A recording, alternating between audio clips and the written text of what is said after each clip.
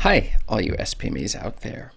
Today's question has 3 answers, and you're going to want to stick around for the third answer because it's a secret as to exactly how we can learn from the past and the correct strategies to deal with the changes that Amazon has made.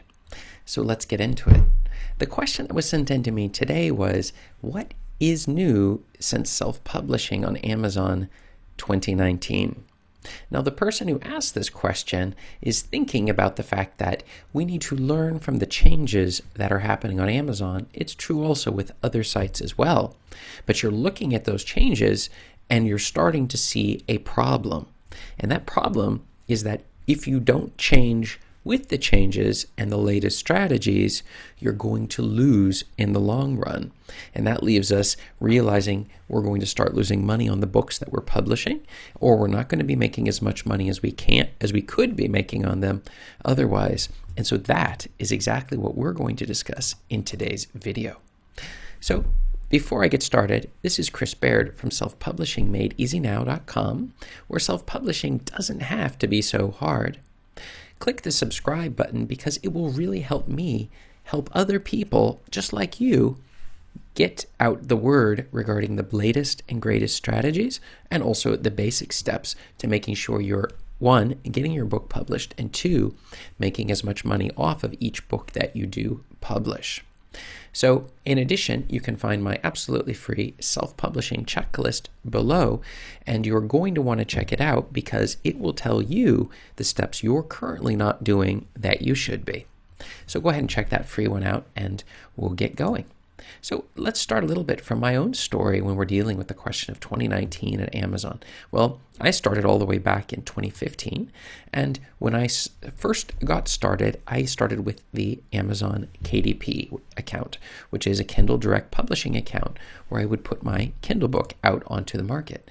But very quickly, I began to understand that this was going to be a problem if I'm on Amazon alone. And you might be wondering, why exactly would that be a problem? And the answer was, I was watching people getting their books taken down. Now, the community as a whole was looking to see, is there ways of which we can get more books to sell? And there are a lot of strategies. Some of them were clearly in violation of Amazon's policies, and others of them would be more gray hat, where the people were doing things that weren't necessarily off limits for Amazon, but they were items they would not appreciate. And so a couple of areas, and I'll just give you a number of areas that will get you in trouble. One of them was people discovered that Amazon's read, where you would count the number of pages read, the KIMP reading pages that you would get paid for, they discovered that it wasn't actually looking at the pages a person read, but the furthest point they came in the book. So some people discovered if you put your table of contents at the end of the book and a link to it, then that automatically causes people to look like they read your 1,000-page book. Then they would put 10 books together, and that would result in that. This got people's accounts banned. Now, did Amazon somewhere say you can't do that or put a link to a free thing in the back of your book or shove all your books together? So this is like one of those strategies that got people in trouble. Another one was raising your price too fast on your print books.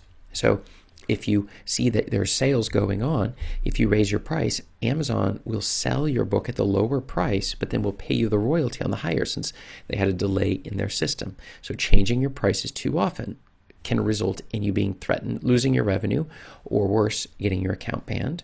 These are all in terms of just price strategies that people notice. The other ones would involve review swapping with other authors, or paying virtual assistants, or buying write-out reviews on Fiverr and other locations. These have gotten people's accounts banned. And so what the point being is that all of these strategies, they were resulting in a lot of people getting in trouble with Amazon. And if you're only on Amazon, then you're taking a huge risk. And since 2019, there have been some changes that have in fact increased the risk on some things and maybe lowered it on others. But let's take a look at the next one. I personally started to learn from the gurus that going wide with your distribution of your books was a much better strategy. Something you're definitely going to want to consider, because if Amazon were to do something with your account, especially in an area where you're not really breaking a rule even, but then Amazon is punishing you, that you don't want your account to get frozen or shut down where your royalties are sitting in limbo, and then you have no money to keep your business going. So the trick was, what if you put it onto other locations? And so that was something that was introduced to me. And since then, I followed that example and have never looked back. I started with Amazon KDP. I was also on Amazon KDP Print or CreateSpace at the time. Then over to ACX, which is also Amazon, right? ACX Audible. And then we moved over to Lulu for our hardbacks. We moved to Smashwords for additional ebook distribution, and finally Ingram Spark, where I'm still putting books out there. Actually, on all these sites I'm putting books out, but for your print books and also your ebooks through Ingram Spark. And so you would have this massive network of distribution. Each one of these is an aggregator, so it's pumping and pushing your books out in all of these different formats to as many locations as possible, to the point where sometimes I will look at my books and see they're in libraries all over the world. People check them out in order to learn something about this topic or that topic, or for entertainment. It just depends. So, and the feeling that you get when you've made that realization of this idea of going wide and that you're not limited to your revenue coming from only one source is just fantastic. So definitely would recommend it. But let's get into the specific answers from today's question. Okay. So the first thing that we would see regarding a change on Amazon since 2019 is exactly that advertisements. They opened it up for products to be competing against your books, and that makes it very, very difficult for you to compete against physical products that are competing when you have your ads running against your books. So we saw the prices there start to go up. The next thing we saw was that Amazon started getting a little pickier on some of their allowing you to even run ads against certain books, like weight loss or maybe cryptocurrency or some of these other books. They were also listed as off limits. And so this also posed a high risk or a problem when trying to get your books out onto Amazon. So a lot of people discovered that suddenly this was making it more difficult. But the secret answer of the day, and the third answer, it's that when we're trying to win at this particular game, let's say from what we found in 2019, the biggest thing that we discovered, it was that things are continually changing and that you need to change with them. And that was just something that was very important. And in my case, I discovered going wide was important. The ads are still important. And since 2019, they now have expanded out the number of places you can run your ads. But keep a close eye, because they will run your ads, and you'll end up wasting money if you don't follow them and shut down the ads that are not making you money, and continue putting out your books into these different formats. In addition, KDP Select became a lot less useful in 2019. However, it still is useful if you've got your advanced review team and you want to make sure they're able to get verified reviews.